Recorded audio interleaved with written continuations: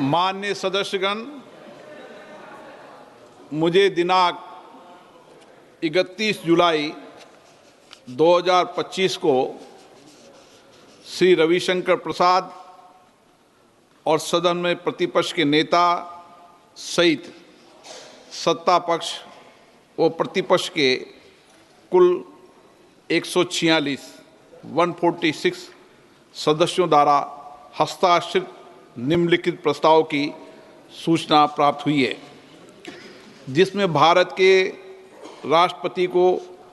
माननीय इलाहाबाद उच्च न्यायालय के वर्तमान न्यायाधीश न्यायमूर्ति यशवंत वर्मा को न्यायाधीश जांच अधिनियम 1968 की धारा 3 के साथ भारत के संविधान के अनुच्छेद 124(4) के साथ पठित अनुच्छेद 217 और अनुच्छेद 218 के अंतर्गत उच्च न्यायालय के न्यायाधीश के पद से हटाने के लिए एक समावेदन प्रस्तुत करने का प्रस्ताव है। ये सदन संकल्प करता है कि इलाहाबाद उच्च न्यायालय के न्यायमूर्ति यशवंत वर्मा को उनके निम्नलिखित कदाचार के लिए पद से हटाने के लिए महामहिम राष्ट्रपति जी को एक समावेदन प्रस्तुत किया जाए। दिल्ली उच्च न्यायालय के तत्कालीन न्यायाधीश न्यायमूर्ति यशवंत वर्मा वर्तमान में इलाहाबाद उच्च न्यायालय के न्यायाधीश के सक्रिय और कब्जे में नई दिल्ली स्थित 30 तुगलक क्रिसेंट परिसर में आग लगने के कारण अस्पष्टीकृत नकदी की बरामदगी के संबंध में भारत के सर्वोच्च न्यायालय द्वारा सार्वजनिक किया गया विवरण हमें 15 मार्च 2025 की सुबह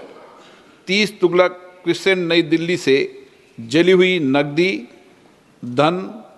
मलबे को हटाने के संबंध में साक्ष्य की भी जानकारी है। हमने न्यायाधीश जांच अधिनियम 1968 के सामान्य प्रावधान और विशेष रूप से उसकी धारा 3 के प्रावधानों का अध्ययन किया है और हमें उनके बारे में परिचित कराया गया है। हमने न्यायाधीश जांच अधिनियम 1969 के प्रावधानों का भी अध्ययन किया है। हमें उनके बारे में भी परिचित कराया गया है। हमने सी रविचंद्र अय्यर बनाम न्यायमूर्ति A.M. भट्टाचार्य एवं अन्य 1995 5 SCC 457 केस में भारत के उच्चतम न्यायालय द्वारा घोषित कानूनों के साथ साथ अतिरिक्त जिला एवं सत्र न्यायाधीश एक्स बनाम मध्य प्रदेश उच्च न्यायालय के मामले में दिए गए फैसलों से भी खुद को परिचित कर लिया है। 2015 4 SCC 91 और ये कि अतिरिक्त जिला एवं सत्र न्यायाधीश एक्स सुप्रभा के मामले में उक्त निर्णय को सामान्यता और विशेष रूप से पैरा 33 को पढ़ने पर ये स्पष्ट है कि दिल्ली उच्च न्यायालय के मुख्य न्यायाधीश ने न्यायमूर्ति यशवंत वर्मा के विरुद्ध शिकायत को गंभीर प्रकृति का पाया और उक्त निर्णय के पैरा 33 के तहत परिकल्पित इन हाउस प्रक्रिया का पालन किया। यह भी स्पष्ट है कि भारत के तत्कालीन मुख्य न्यायाधीश ने इस गंभीर एवं चौंकाने वाले घटना और तथ्यों पर विचार करने के बाद और न्यायमूर्ति यशवंत वर्मा की प्रतिक्रिया तथा दिल्ली उच्च न्यायालय के मुख्य न्यायाधीश की टिप्पणियों को ध्यान में रखते हुए ये राय बनाई कि इस विषय पर गहन जांच आवश्यक है। इसलिए भारत के तत्कालीन मुख्य न्यायाधीश ने अतिरिक्त जिला एवं सत्र न्यायाधीश एस सुप्रा के मामले में निर्णय के पैरा 33(3) में परिकल्पना के अनुसार एक 3 सदस्यीय समिति का गठन किया गया। हमें यह भी याद है कि भारत के माननीय तत्कालीन मुख्य न्यायाधीश ने समिति की रिपोर्ट भारत के महामहिम राष्ट्रपति और भारत के माननीय प्रधानमंत्री को भेजी है। ये स्पष्ट है कि भारत के माननीय तत्कालीन मुख्य न्यायाधीश ने अतिरिक्त जिला एवं सत्र न्यायाधीश एस सुप्रा के मामले में फैसले के पैरा 33(7) के प्रावधानों के अनुसार कार्य किया है, जो स्पष्ट रूप से भारत के तत्कालीन मुख्य न्यायाधीश की राय को दर्शाता है कि पैरा 33(3) के तहत गठित समिति की रिपोर्ट में पाए गए आरोप इस प्रकृति के हैं कि उक्त न्यायाधीश को हटाने की कार्रवाई शुरू करने की आवश्यकता है। उपयुक्त तथ्यों के अवलोकन और सार्वजनिक रूप से उपलब्ध तथ्यों, न्यायमूर्ति यशवंत वर्मा के कब्जे वाले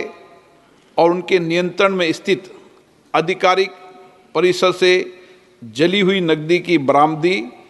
और उसे हटाने से संबंधित परिस्थितियों की स्वतंत्र रूप से जांच करने के बाद हम स्वतंत्र रूप से ये भी पाते हैं कि भारत के संविधान के अनुच्छेद 124 के साथ पठित अनुच्छेद 217 और अनुच्छेद 218 के तहत हटाने की प्रक्रिया न्यायाधीश अधिनियम 1968 और उसके तहत बनाए गए नियमों के अनुसार शुरू की जानी चाहिए। वेदाक चरित्र और वित्तीय बौद्धिक ईमानदारी न्यायपालिका में एक आम आदमी द्वारा रखे गए विश्वास की नींव है, और यह भी कि वर्तमान मामले से जुड़े तथ्य जो कि भ्रष्टाचार की ओर इशारा करते हैं, वो भारत के संविधान के अनुच्छेद 124 के साथ अनुच्छेद 217 और अनुच्छेद 218 के तहत कार्रवाई और प्रक्रिया के योग्य हैं, और संसद को इस विषय पर एक स्वर में बोलना चाहिए और देश के प्रत्येक नागरिक को सार्वजनिक जीवन में भ्रष्टाचार के प्रति जीरो टॉलरेंस के अपने संकल्प के बारे में एक स्पष्ट संदेश भेजना चाहिए। अतः हम भारतीय संविधान के अनुच्छेद 124 के साथ पठित अनुच्छेद 217 और अनुच्छेद 218 के अंतर्गत इलाहाबाद उच्च न्यायालय के न्यायाधीश न्यायमूर्ति यशवंत वर्मा को पद से हटाने के लिए ये प्रस्ताव प्रस्तुत करते हैं। कृपया इस प्रस्ताव पर आगे की कार्रवाई की जाए। इस प्रस्ताव को नियमानुसार उचित पाते हुए मैंने इसकी स्वीकृति प्रदान की है।